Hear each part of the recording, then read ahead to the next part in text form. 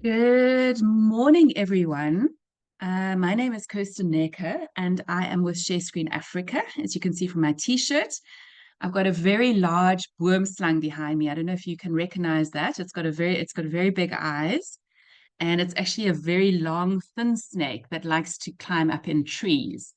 I live on a farm outside of Stanford, in the Western Cape in South Africa, and we have quite a lot of worm slung living around our farm.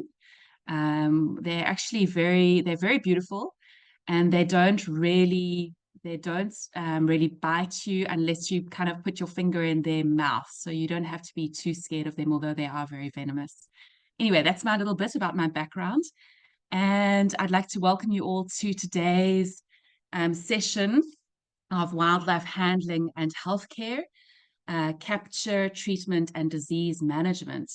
So my particular welcome to the fifth year students at Lilongwe University in Malawi, the veterinary students.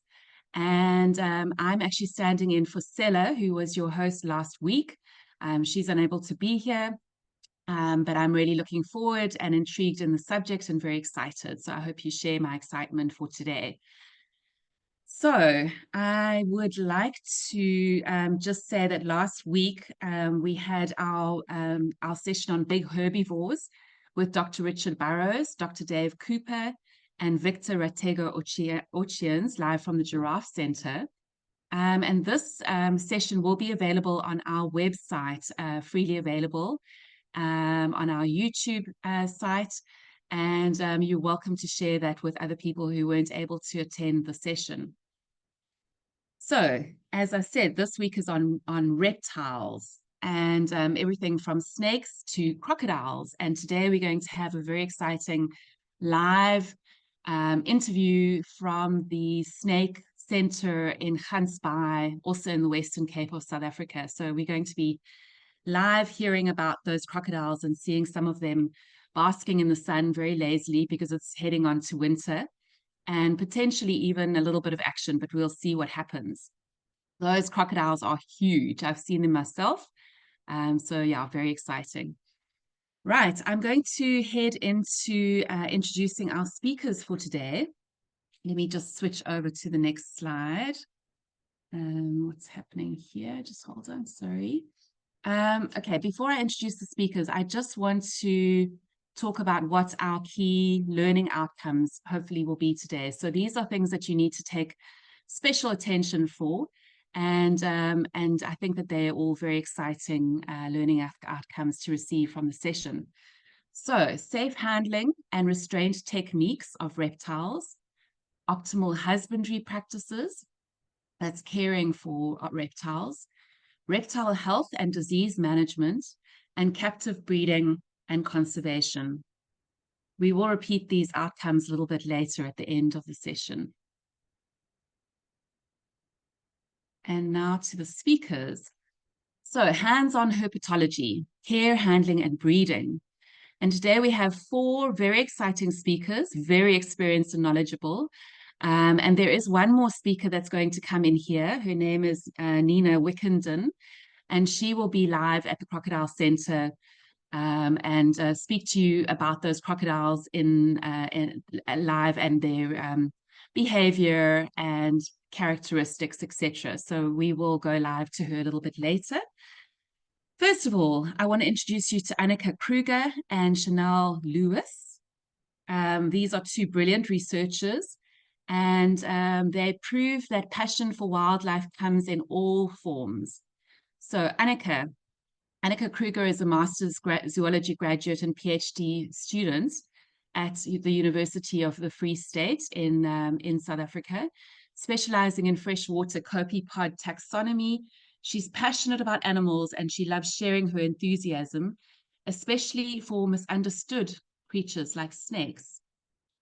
And Chanel Lewis is a PhD candidate in zoology at the University of Free State, and she's studying how dietary niche breadth shapes ruminant evolution.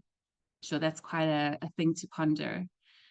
Raised on a Botswana game farm, she's passionate about wildlife research and sharing knowledge through creativity. Today, she's trading ruminants for reptiles, and she'll be teaching us also about snakes and showing us some live from her lab. So without further ado, Annika and Chanel, I'd like to hand over to you. So, like you introduced, I'm Annika, and this is Salazar. He is one of our pet corn snakes here in the department. I'm Chanel, and this is Nagini. She's also a corn snake that we have here. Okay, so these snakes are from our departmental program. We call it the Dieretuin. This is basically just a program that we started to showcase some animals to students and basically anyone that wants to come and look at them. So these two snakes are both rescues. We do not buy any pets for the department. They both desperately needed a new home because the person that was caring for them was not able to care for them anymore. So it is important when you take pets in, so they're captive bred pets. They do not come from the wild at all. What is important for us when we take them in is to ensure that we have enclosures that are specifically catering to their needs. So as you can see, Salazar is quite long. He is about 2 meters. And for enclosures, you always need an enclosure that would be big enough for the snake to play in, to move around, to be able to slither around.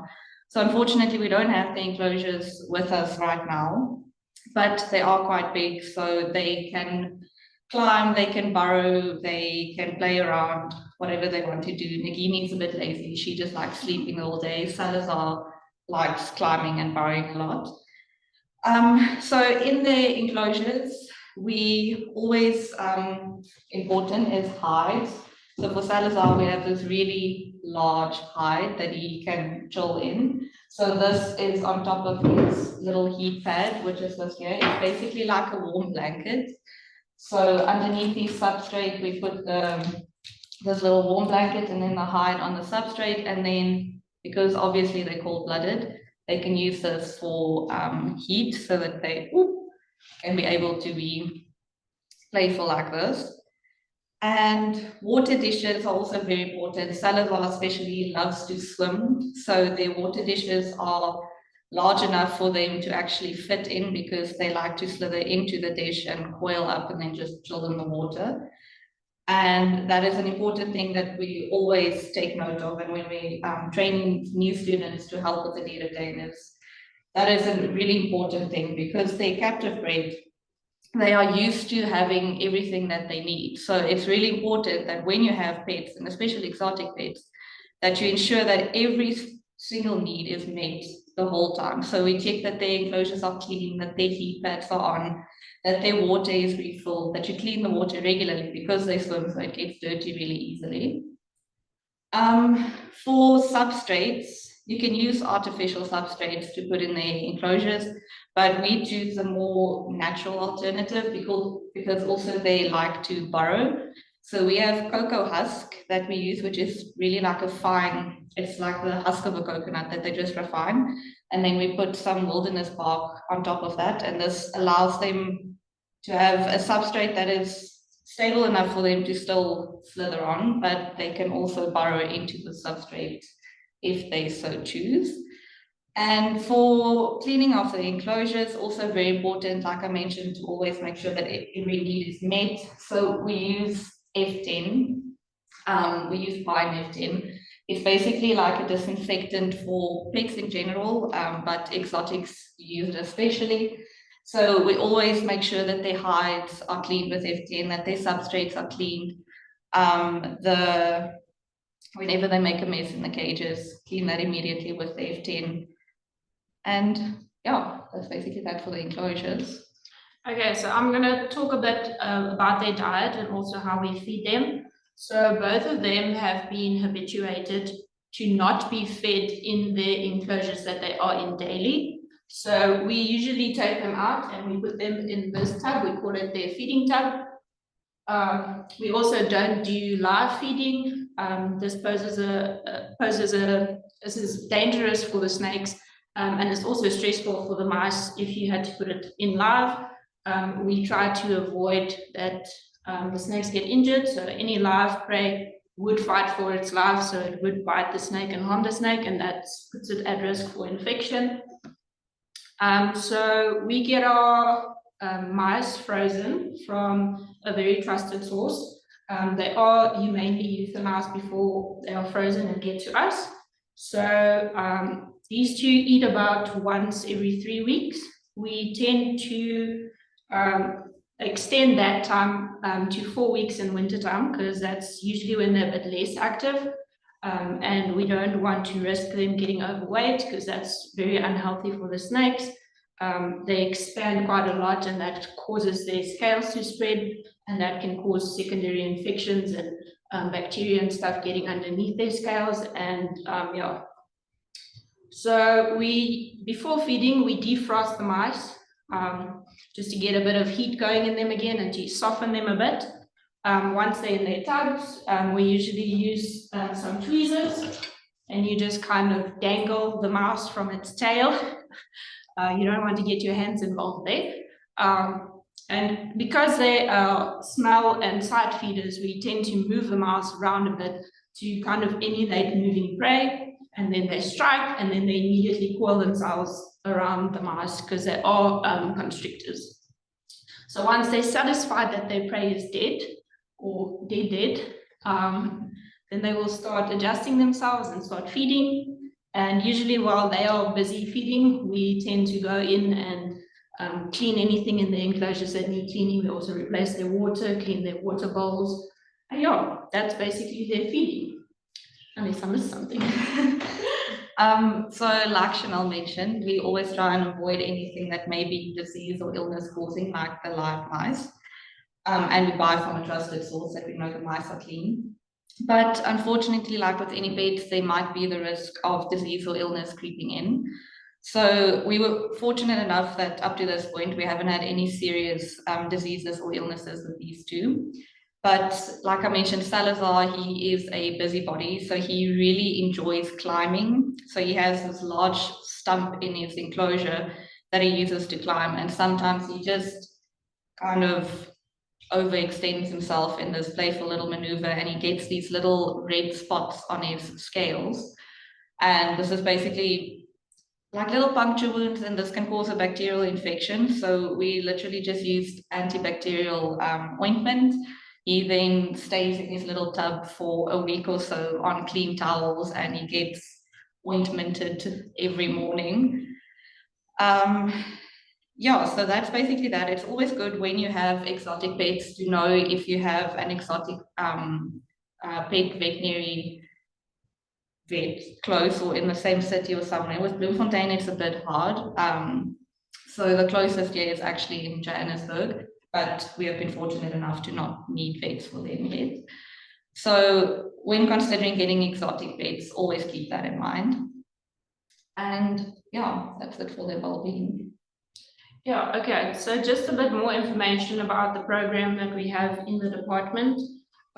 There's a big stigma around snakes, and most people have a very big fear of them. So the ultimate goal is to try and get people to realize that they're not that scary, and we don't have to kill them, because that's the unfortunate result of people having a fear of snakes. So how we do this, we usually use them in demonstrations during class time or practicals. Recently, we also took them to our annual open day. It caused quite a stir. We had a few people running away screaming, but eventually the curiosity wins out, and people come closer and they want to see, and they're curious, and some want to touch. It's quite an experience for them. And we just want to really start fostering a love of all animals, even the scary ones. I recently did a feeding demonstration for one of our second year classes, just to kind of get them in the know about what it takes to care for these animals. And like I said, they're not as scary as they seem. As you can see, Nagini is being very lovable and coiling around my neck right now. So yeah, that's the basic principle of why we have them. And yeah, we just want to foster a love for all kinds of animals. Yeah. So if you are ever in Bloemfontein at the University of the Free State, please feel free to come and say hello to Salazar and Nagini. Yeah, and that's our tale. Thanks. I love that. That's our tail. It's very cool. Um, yeah, it's absolutely beautiful to see you handling those snakes so amazingly. And I love what you said that snakes are actually can be quite lovable. It's one of those things that I've never heard of before, never thought about before. And the love for all animals. That's just it's an amazing yeah, an amazing thing to consider and appreciate that all animals are worth respecting and loving. So yeah, I'm just wondering how our fifth year students in Malawi at Luana are doing, how they're feeling about snakes right now. Are they feeling curious or are they still more on the side of fear? Maybe we can get a couple of students to say how they're feeling about snakes at the moment. Yeah, hi. Oh, what's on Gondwe? Hey, to be honest, I'm really afraid of snakes, like for you. Like, I'm really afraid. I'm really afraid. I fear snakes a lot. So, yeah. So that's my feeling right now. And how did you feel about how the ladies were snakes? How did it look to you? Oh, it feels amazing. Like I didn't even know that people can do this thing. So I was like, oh, yeah, Oh, it's fantastic. that's very cool. Great. So, Bridget, do you have students that have any questions? Did you hear about the substrate that they use? Substrate. Okay. Annika, Chanel, do you want to talk a little bit more about the substrate?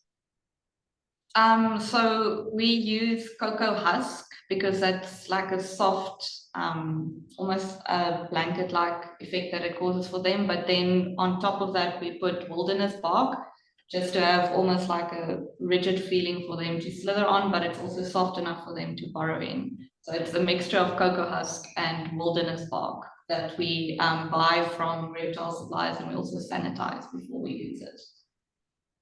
Okay. Super. Any other questions from the class, Bridget? None at the moment. Okay, super. So if anybody in the audience would like to ask a question, please raise your hand, your virtual hand, or put your camera on and raise your real hand would also be great. I saw there was a question in the chat. Oh, here we go. Chris. Hi, Chris. Chris is going to be one of your speakers a little bit later. So welcome, Chris. Thank you. Good morning. Good morning, ladies. Good morning. Sorry, let me repeat the question. Have you ever had an issue with external parasites like mites or ticks? And if you did, how would you control that? We've never had that problem because we are quite obsessed with like sanitary conditions for them to live in. So we've been fortunate enough to not have any external parasites or even internal. Usually with your captive pet snakes, like what we would do if we have external parasites like that, we would obviously start by isolating them in their tubs, put them in a sanitary environment, start treating them with clean the enclosure. Yes, with F10, the whole enclosure will be basically thrown out and sanitized from top to bottom, and get new substrate. All of these things will basically get an F10 bath where you make like a tub with warm water and you put in F10 concentrate and you just let it soak. And the snake will then stay in isolation with the recommended treatment. So for something like that, because we haven't experienced it yet, we would probably also consult a exotic vet just to make sure that we get the right medical treatment for the snake itself. That's a great answer. Yeah, I think that when I hear stuff like the substrate that you guys are using, it gives me shivers down my spine if a mite or a tick gets in there, because it's almost impossible to get rid of it, especially when you got substrate like bark and things like that. So sometimes just a little trick what we also do, obviously, okay, you've answered the question 100% correct, is to get everything out of there, give it a good wash, give it a good F10. Even some of the pieces of display material and that can depending on what it is, can also go into the microwave. And Oh, yeah. Yeah. just watch out for the bark. It can go in the microwave, but not for too long. It sets a light. Yeah, that's a good idea. So yeah, we have done that as well. So that's just maybe a little trick that you might use in future. Yeah, thank Chris, you. before you disappear, I see you have almost disappeared. No, there you are. Have you got your own snakes living in your home at the moment?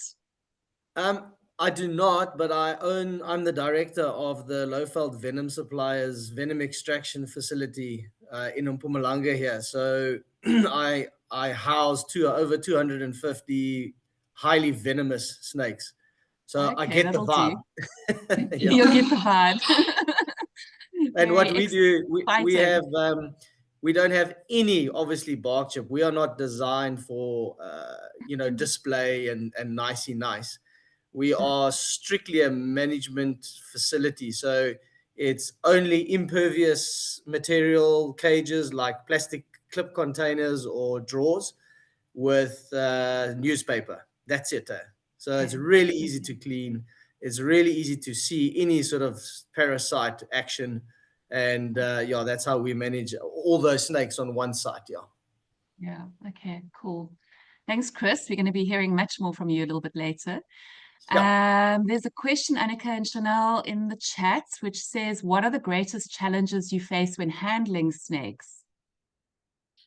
Because they're pets, we don't usually face any challenges. They're quite used to being handled. And it's also, I forgot to mention that, that's also why they've been habituated to feed in the feeding tubs.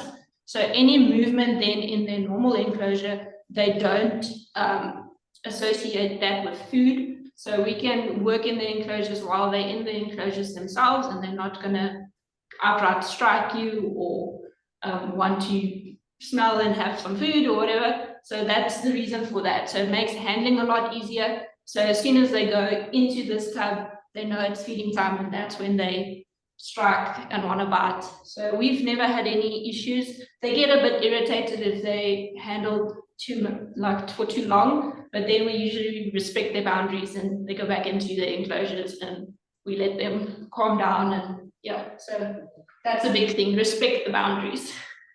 Okay, cool. I love the way your snake is twirling all over the place. I see. Well, I think Mike Matale might have missed the answer to his question, but Mike, there will be the recording, so you can find the answer to your question if you had dropped off there. Simon Namoni asks, have you ever had a situation where you encountered a drug-resistant bacteria or any other microorganism? No, fortunately, every time Salazar's had his little pink spots, we were able to treat it with the antibacterial ointment. So we have been fortunate enough to not have any big problems or anything that was not treatable with what we have. Yeah. Yeah, and usually after, in cases like that, after they've like shed their skin, those injuries and all are all completely healed. And Nagini is climbing into my hair at the moment. Sorry. Oh, I can just imagine the feeling. Great.